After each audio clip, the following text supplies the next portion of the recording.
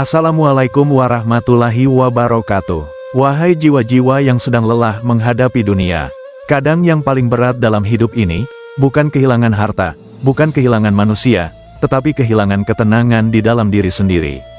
Karena tidak semua luka terlihat di wajah. Ada orang yang tetap tersenyum, tapi pikirannya penuh perang.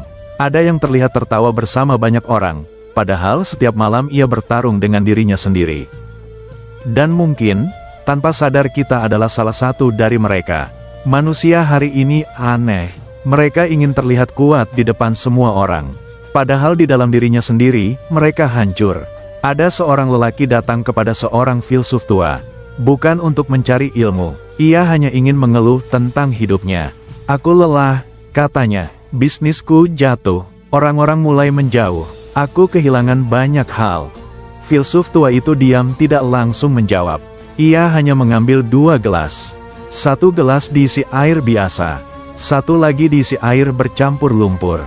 Lalu ia bertanya, menurutmu mana yang lebih mudah terguncang? Pemuda itu menjawab cepat, yang bercampur lumpur.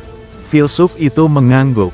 Begitulah manusia. Semakin banyak keinginan di dalam dirinya, semakin keruh hatinya.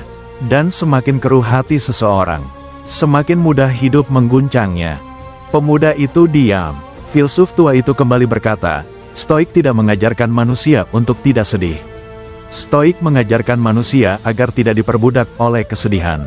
Karena kebanyakan manusia hari ini, bukan hancur karena kenyataan, tetapi karena harapan mereka terhadap dunia terlalu besar.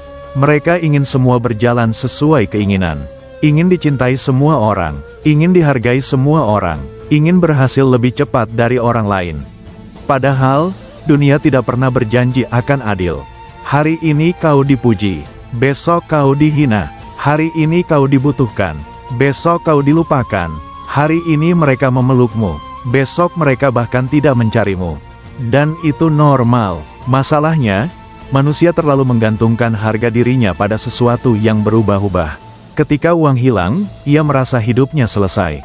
Ketika jabatan hilang, ia merasa dirinya tidak berarti. Ketika seseorang pergi, ia merasa dunia runtuh. Padahal sebelum semua itu datang, kau tetap hidup.